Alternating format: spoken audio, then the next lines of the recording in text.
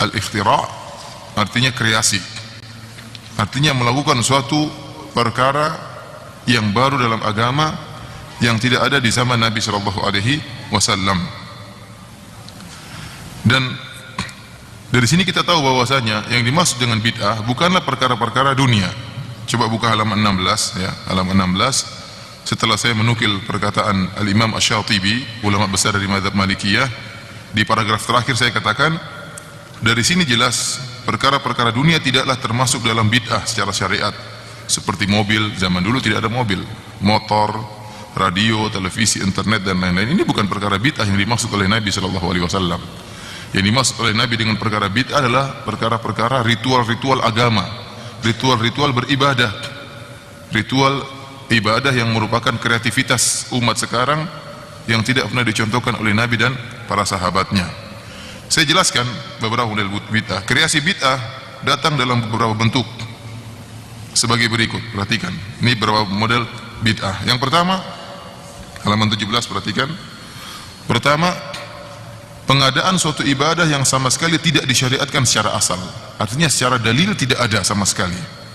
Contohnya solat raghaib di bulan Rajab dan solat malam nisfu Sya'ban dan juga solat malam Asyura dan lain-lain. Ini contohnya 3 model ibadah ritual yang asalnya memang tidak ada. Oleh karenanya Imam Nawawi rahimahullah mengingkari hal ini. Imam Nawawi rahimahullah dalam kitabnya Al-Majmu' Syarh Al-Muhadzab dan kitabnya Al-Azkar menyebutkan bahwasanya solat-solat seperti ini adalah solat-solat yang merupakan bid'ah yang mungkar, yang tidak pernah dicontohkan sama sekali dan diada-adakan, sama sekali tidak pernah dilakukan oleh Nabi dan para sahabatnya, kemudian dimunculkan sebagai ritual ibadah yang baru. Contohnya malam solat raghaib. Solat raghaib adalah solat sunnah 6 rakaat yang dikerjakan pada malam Jumat dari minggu pertama di bulan Rajab. Jadi kalau seorang sampai pada bulan Rajab, nunggu malam Jumat di pekan pertama, setelah maghrib solat 6 rakaat. Ini diingkari oleh Imam Nawawi rahimahullah ta'ala. Ya, kenapa? Karena tidak ada dalil yang menunjukkan akan hal ini. Kalaupun ada hadis-hadisnya, maka hadis-hadisnya palsu. Maka tidak boleh kita membangun suatu hukum di atas hadis yang palsu. Kemudian contohnya solat malam nisfu Sya'ban. Ini juga diingkari oleh Imam Nawawi rahimahullah.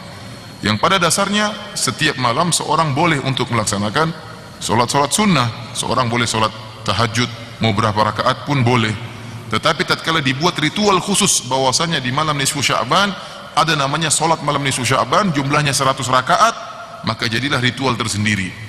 Ritual ini tidak dikenal oleh Nabi dan para sahabatnya. Ini adalah bid'ah, berarti membuat kreasi ibadah baru yang tidak ada di zaman Nabi sallallahu alaihi wasallam. Contohnya solat malam Asyura, demikian juga solat malam Asyura. Tidak ada contohnya dari Nabi sallallahu alaihi wasallam. Kenapa kita membuat khusus solat malam Asyura sementara Nabi SAW dan para sahabatnya tidak pernah melakukannya dan tidak pernah mengajarkannya dan tidak pernah menganjurkannya. Ini contoh ibadah baru yang tidak pernah ada contohnya. Sebagaimana sering saya sampaikan juga, contohnya misalnya solat 2 rakaat setelah sa'i. Ini sering saya sampaikan, contoh nyata yang saya lihat di Mekah. Kita tahu bahwasanya yang ada adalah 2 rakaat setelah tawaf. Orang kalau melakukan umrah atau melakukan tawaf, melakukan umrah, maka dia lakukan tawaf dan sa'i. Setelah tawaf 7 putaran, maka dia solat 2 rakaat yang dikenal dengan solat sunnah 2 rakaat setelah tawaf. Kemudian dia melakukan sa'i. Setelah melakukan sa'i 7 putaran, maka dia bertahallul, cukur rambutnya, maka selesai umrohnya sempurna. Sebagian orang ada yang melakukan solat 2 rakaat setelah sa'i. Ini kreasi baru, nambah-nambahin umrohnya Nabi SAW. Umrohnya Nabi tidak ada 2 rakaat setelah sa'i.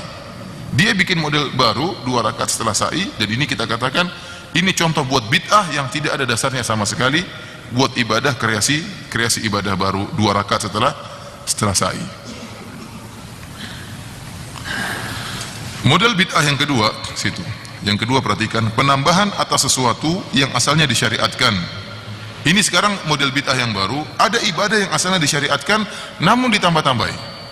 Ada bid'ah yang asalnya syariatnya itu ada namun ditambah-tambahin.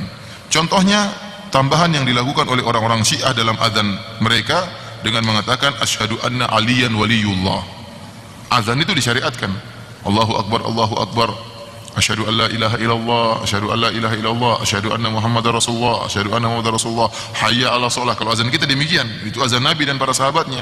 Mereka orang Syiah nambah asyhadu an la ilaha illallah, asyhadu anna muhammadar rasulullah, asyhadu anna aliyan waliyullah. Mereka mengucapkan azannya demikian, dan ini kita dengarkan tatkala kita hajian. Tatkala kita berhaji, kita melewati tanda-tandanya orang-orang Iran, orang-orang Syiah, maka azan mereka demikian, mereka tambah asyhadu anna aliyan waliyullah. Kita katakan ini bid'ah, tidak pernah diajarkan oleh Nabi dan para sahabatnya, meskipun azan itu sendiri disyariatkan, namun ditambahi. Ini contoh bentuk bid'ah. Jadi ibadahnya sudah ada, dimodifikasi. Ibadahnya dimodifikasi dengan ditambahin. Tatkala sudah dimodifikasi dan ditambahin, maka jadilah bid'ah. Perkara baru dalam agama yang di zaman Nabi SAW dan para sahabatnya tidak ada. Demikian juga misalnya menambah azan dan iqamat dalam sholat id. Menambah azan dan iqamat, kita tahu sholat id disyariatkan, tetapi sholat id yang disyariatkan tanpa ada azan dan iqamat. Kalau ada orang nambah-nambah azan dan iqamat, maka dia telah melakukan bid'ah, yaitu mengkreasikan, memodifikasikan ibadah yang sudah ada, dimodifikasi dengan tambahan azan dan iqamat. Kemudian model bid'ah yang ketiga, perhatikan situ halaman 17, pengurangan ibadah yang disyariatkan. Jadi sudah ada zikir yang disyariatkan, ibadah yang disyariatkan namun dikurangi. Seperti berzikir dengan hanya lafal Allah. Allahu, Allahu, Allahu, Allahu. Ini tidak pernah diajar oleh Nabi. Semua zikir-zikir Nabi itu bermakna. Allahu Akbar, jelas maknanya, Allah Maha Besar. Subhanallah, artinya Maha Suci Allah. Semua zikir Nabi, la ilaha illallah, tidak ada sembahan yang berhak disembah kecuali Allah Subhanahu wa taala. La haula wala quwwata illa billah, tidak ada daya dan upaya kecuali dari Allah Subhanahu wa taala. Semua zikir Nabi bermakna. Lantas kalau ada orang Allah, Allah, Allah, Allah, maksudnya apa? Allah kenapa? Tidak ada maknanya. Allahu Akbar atau Allahus Samad atau Allah apa? Sehingga kalau kita istilahnya rangkaian kalimatnya tidak lengkap. Kalau misalnya kan, kalau kita kan misalnya Budi pergi ke pasar, ada subjek, ada predikat. Ini subjek saja terus maksudnya apa? Allah. Allah kenapa? Tapi kalau zikir-zikir yang benar, Allahu Akbar, Allah Maha Besar. Misalnya, Allahu A'zam, Allah Maha Agung. Misalnya, Subhanallah, Allah Maha Suci. Contohnya tadi, la ilaha illallah, tidak ada sembahan yang berhak disembah kecuali Allah Subhanahu wa taala. Yang lebih parah lagi, Allahnya diringkas lagi jadinya hu. Sampai Ibnu Arabi menulis sebuah buku judulnya Hu. Ini ngaco seperti ini. Sehingga mereka berzikir hu, hu, hu, hu. Apa maksudnya hu, hu ini? Ini tidak pernah dicontohkan oleh Nabi SAW dan tidak pernah dicontohkan oleh para sahabat. Oleh karenanya ini merupakan bid'ah dengan modifikasi zikir yang sudah ada diringkas atau dikurangi. Jadilah hasil pengurangan ini adalah modifikasi ibadah yang baru, jadilah dia bid'ah. Contoh model bid'ah yang keempat adalah perubahan sesuatu yang disyariatkan pada selain tempatnya. Seperti mendahulukan khutbah Id sebelum sholat Id. Ini pernah terjadi di zaman ada seorang khalifah yang melakukan demikian. Di zaman sahabat kemudian diingkari oleh sahabat. Jadi seharusnya sholat Id dulu baru khutbah. Tetapi kalau dia sholat Id dulu baru khutbah, orang-orang akan pergi, nggak mau dengar ceramah dia. Maka supaya orang-orang dengar ceramah, dia balik khutbah dulu supaya nggak ada yang pergi, baru sholat. Idenya bagus atau tidak? Bagus idenya, biar orang nggak pergi. Karena kalau dia sholat dulu baru kemudian khutbah, orang-orang akan tinggalkan. Karena menghadiri khutbah Id tidak wajib. Dan benar rakyat pada pergi meninggalkan ceramahnya dia. Mungkin ceramahnya kurang enak atau bagaimana, maka dia punya ide khutbahnya diakhirkan, khutbahnya didahulukan. Khutbah dulu baru sholat Id. Ini membolak-balikan aturan syariat. Ini juga adalah bid'ah. Ini tidak boleh. Contoh bid'ah yang kelima, model ini bukan contoh bid'ah tapi model bid'ah adalah meninggalkan suatu perkara yang diizinkan tapi dengan niat untuk beribadah. Contohnya seorang yang tidak mau nikah dalam rangka untuk beribadah. Dia meyakini bahwasanya bujangan itu ibadah. Ini salah. Seorang boleh-boleh saja bujangan, boleh, dia tidak nikah. Ya orang, tapi tatkala dia meyakini bujangan itu adalah suatu ibadah, maka ini jadilah bid'ah. Rasulullah SAW mengatakan, wa ana atazawwajun nisa, dan aku menikahi para wanita, faman raghiba an sunnati falaysa minni, barang siapa yang benci dengan sunnahku, yaitu diantaranya pernikahan, maka dia bukan dari golonganku. Oleh karenanya Nabi SAW mengingkari seorang sahabat yang mengatakan, a'tazilun nisa, saya akan meninggalkan para wanita, niat dia untuk beribadah. Maka ditegur oleh Nabi SAW. Contohnya makan daging tertentu boleh-boleh saja. Misalnya kita makan daging kambing, boleh atau tidak? Boleh. Kemudian ada orang mengatakan, saya tidak mau makan daging kambing, saya ingin makan nasi saja. Kenapa? Saya berat, orang-orang semua miskin, saya kok makan daging kambing, sementara orang-orang pada kelaparan tidak bisa makan daging.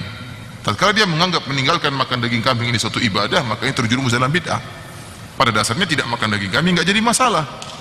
Namun tatkala disertai dengan keyakinan ini merupakan ibadah, maka ini terjerumus dalam bentuk bid'ah. Inilah para hadirin rahmati Allah Subhanahu wa taala, bentuk-bentuk kreasi dalam ibadah, ya. Jadi kita sebutnya tadi ada 5 model. Pertama, membuat kreasi itu, mengkreasikan suatu ibadah baru.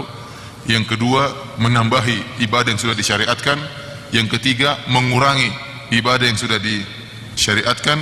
Kemudian yang keempat, memajukan atau memundurkan, merubah-rubah aturan suatu ibadah, ya. Harusnya sholat dulu baru khutbah, dibalik khutbah dulu baru sholat. Dan yang kelima adalah meninggalkan suatu perkara yang mubah namun disertai dengan keyakinan itu merupakan ibadah. Seperti misalnya tadi kita katakan adalah meninggalkan menikah, yaitu membujang, namun dengan keyakinan bahwasanya memujang itu merupakan ibadah.